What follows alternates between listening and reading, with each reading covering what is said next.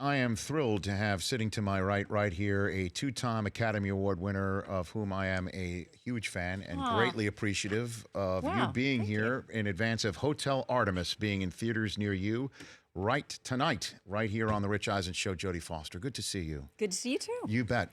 Before we get into Hotel Artemis, I do want to get into the fact that I believe you are a fantasy football player. Is that a true story, Jodie Foster? I am. I did not play last year because of the present administration was, you know, I had to be on the top of that. And you can't get all those alerts all at once.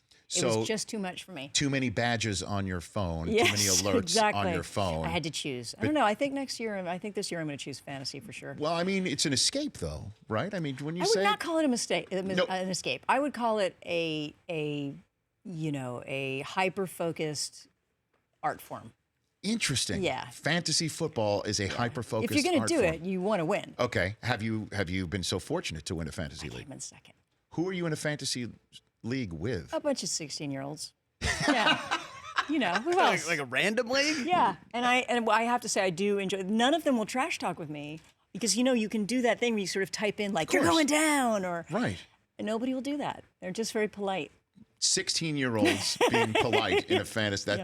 So what's your team name? What was your fantasy team name? Do you recall? I can't tell you. Why I'd not? have to kill you if I told you. And plus, I don't even remember. Okay, because I would love to know. I mean, because that's most of the fun that we thought that. Is it? That's most of the fun? It kind of is. Okay. Yeah. So, but you finished in second. I did come in second. Do you recall who was on your team? Well, I got seriously burned by Todd Gurley. It was his first, season with the Rams. Like he disappointed me pretty severely. That was a bad year to be holding Todd Gurley the entire time. So 2 years ago would have been the time to pay attention to politics and leave Todd Gurley alone. Exactly. Last year would have been the time to have Todd Gurley and leave politics. You know what I'm saying? I know. I got it wrong. I feel like I'm stating the obvious here, so I apologize. I got it wrong. What can I tell you? Okay, so Gurley burned you in that year. He did. Okay. Do you have a real football team that you love? Yes. Okay. I love the Green Bay Packers. How'd that come about, Jodie? Somebody gave me a cheese head and it was all over. That's it? Yeah, that's all it took. Who was it? Was it De Niro? Was it De Niro? De Niro give you a cheese head? Who gave you the cheese head? No, I have a friend of mine who has like an in with them. So it was not just a cheese head, but it was a cheese head everything. So there was like a cheese mug and there was a cheese ring and there was a cheese headband. And so you got into that. The cheese like dog outfits. Mm-hmm. Have you ever been to Lambeau Field? Have you ever been there? I never have. It's unbelievable. That's what I've heard. Because you're just in there. It's a Midwest town, and you're driving down a road, and there's a gas station, there's a Kmart, there is the cathedral of football where Lombardi used to play. And I can dream. If I do well, if I do pretty well in fantasy, maybe I'll head out there. You can do such a thing. I've decided I discovered Davante Adams. So, because I had him the whole year. So he's my guy. I call him my man, Davante.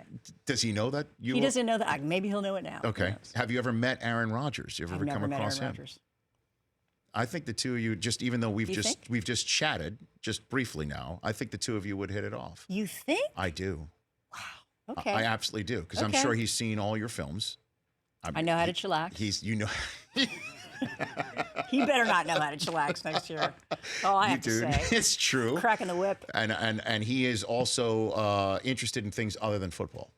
He's one of those guys that will be able to talk about anything. Oh, good. He is that. Yeah. So now. Yeah, I have a lot of opinions about a lot of things. How about Favre? Have you ever met Favre? I've never met Favre. Have you ever met a Green Bay Packer? I've never met a Green Bay Packer. We need to make these dreams come true. Okay. If that is exactly what you're looking for. Yes, I am. Jodie Foster here on The Rich Eisen Show. But Jordy Nelson. I can meet Jordy Nelson now that he's no longer. Yes, Jordy Nelson's just a hop, skip, and a jump up to Oakland. Yes. Now, interesting that there are some in Oakland, in the black hole, the vaunted black hole with all those fans, who do have a Hannibal Lecter type look to them.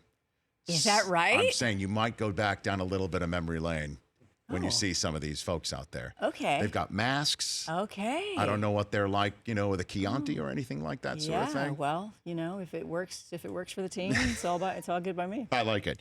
So, Hotel Artemis, it's your first film in 5 years.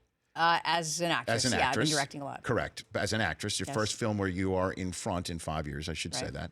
Why did you decide to do this film, Jodie Foster? You know, I just loved it. I loved the script, and I love the idea of creating a character that felt like a transformation for me. And she's a 7-year-old lady with, you know, a fat pad and gray hair and some yellow teeth and funny walk. Right. And that was exciting to me. I mean, it's kind of nice to be at that point in your career where you can say, as an actor, I only want to do it because I love it. And I don't really have any other ambitions beyond that. So I may do it less frequently, the acting, but when I do it, I think people know that it's going to be something that's sort of original and off the wall. Right. And it, you know, seeing the film, it is kind of a grim view of what Los Angeles will look like 10 years from now.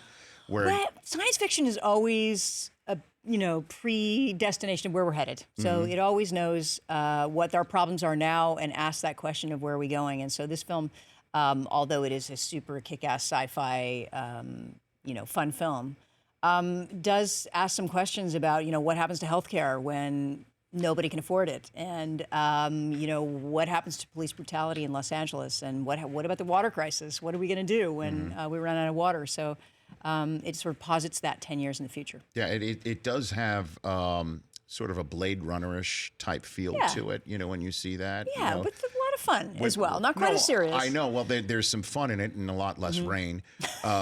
But it seems to me, in your just taking a look at your filmography, that you do like the science fiction genre. I do. I like thinking movies. I like movies that think a lot, and but I also like them to be entertaining as well. So I like the balance of both. I like smart films that are fun. Jodie Foster here on the Rich Eisen Show. You are also in a sneaky, underrated sports movie, because not many people mention Stealing Home as a sports movie. Okay, yeah. You know what I'm saying? There was some baseball in that. I did not partake in the baseball. I know that. But when you were on that set, we've had Mark Harmon here on the show.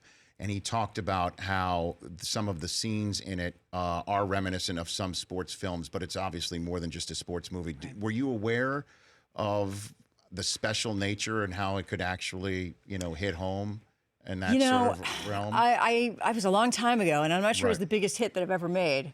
But yeah, it's really a father-son story in a lot of ways. It's sort of a coming-of-age story. And I always look for films that are emotional. I mean, I think that's why I go see movies. I go see movies to be moved, first and foremost. Right. And then to be challenged, you know, intellectually, to be challenged about meaningful things. Do you have a favorite sports film? My favorite sports movie? That you've seen? Well, gosh. An Oliver Stone movie about football called Any Given Sunday. Any Given Sunday. You like that one? Loved it. That to me, because it really felt like the game to me. Pacino's speech in the locker room. Yeah, yeah, and just great footage and you know how they handled the camera and all of that. Right, and there were some actual NFL players who were in that sort of Bang thing. the Drum Slowly, another That's a good one too. My favorite, Hoosiers. You ever see that with Gene Hackman? Love that film. Yeah. That's the one that gets me. You know, because every as you mentioned, father-son, also Field of Dreams is a father-son moment at the end of that sort of thing. And then your filmography, if you don't mind me asking you a few questions about it. On the set of Taxi Driver, you were 12 years old. 12 years old, yes. All I know is anytime I've seen that, it has blown me away. Okay. What was it like for you to be on the set of Taxi Driver as a 12-year-old? Jodie? Well, I'd made a lot of movies already, so I probably had made more movies than Robert De Niro and Martin Scorsese at that point. So I kind of was coming there thinking, well, it'll just be another movie, and it was really life-changing for me. I think it was the first time in my life that I really realized that acting was more than just saying a bunch of lines that somebody else wrote. And I thought for a second, like, oh, wow, this is something that maybe I could do when I grow up. You know? And reading the script, I know obviously you'd had a lot of credits, obviously. I'd already done a movie with Scorsese. I'd already done Alice Doesn't Live Here Anymore with Scorsese. And my mom took me to everything. I mean, that was the relationship that I had with my mom. She'd pick me up from school in my little uniform, and then we immediately went to movies. And sometimes we'd see a double feature, you know, and we'd eat dinner somewhere inside the movie theater and come home. And that was my whole life growing up, were serious dramas. And the 1970s is really the golden age of American cinema. So that's the best time to be in those movies. Truly unbelievable. I mean, in Taxi Driver, even today, it is truly, you know, it's difficult to tell people who might be young to not know what they've heard some of the lines and they don't even know what movie it's where it's from. We have all those movies at that time. It was this sort of auteur spirit where we all, for one 10-year period, really believed that directors were the point of making films, and the studios decided that they would give them all the power. Do you think that's missing today? Yes, absolutely, 100%. I mean, it's, things change, the movie business changes. The good news is if you're a performer, you're an actor or director, if you're not working in features, you're working in television, maybe you're on an iPhone, maybe you're on YouTube. I mean, there are all sorts of opportunities now that didn't exist before for you to just do what you do, and the medium be damned. And then Jodie Foster, a couple more minutes left with her here. Hotel Artemis in theaters near you tonight, where you play the nurse in Hotel Artemis with a great cast. Yeah. You go to Yale, all right, correct? Yes, and then, I went to Yale. Well, you went to Yale. Yes. Okay. And there, I don't know if you're aware, but you going to Yale was brought up on Game 2 of the NBA Finals. No way. Yes, because... Was it the part where the Cavs were really losing at the end? No, it's not that. It's not that, no. It's that Jeff Van Gundy, who was on the broadcast, said he went to school with you. No way. In a class. Do you... Sorry, Jeff, don't remember you. You weren't that memorable. Oops. You don't remember Jeff Van Gundy I'm in afraid class? I don't. I'm afraid I don't. Because the reverse is true. No. Oh, that's great. Yeah. Yeah, I know. So your phone wasn't lighting up from friends saying, no, hey? I wish I'd seen it. I wish I'd seen him. I would have been able to see his face and maybe, but well, I think we could. Can we bring up a picture of Jeff Van Gundy? I don't know. So just stroll down memory lane here with Jodie Foster. I'm putting our crew on the spot. But I'm going to be watching tonight. I don't know about you. Okay. It's not tonight. No. It is tonight. Okay. Yeah, you've got game 4 tonight. You got game 4 tonight. I know it's tonight for us, but I don't know if we're pre-recorded or we're live or whatever. The one in the middle is Jeff Van Gundy. Does that ring a bell to you? That rings no bell whatsoever. I'm so sorry, Jeff. No class reunions at all with Jodie Foster and Jeff Van Gundy. Okay. I'm thrilled, though. That's thrilling news to me. But Dave Bautista's in Hotel Artemis. I know. Yeah. So I guess wrestling's a sport, right?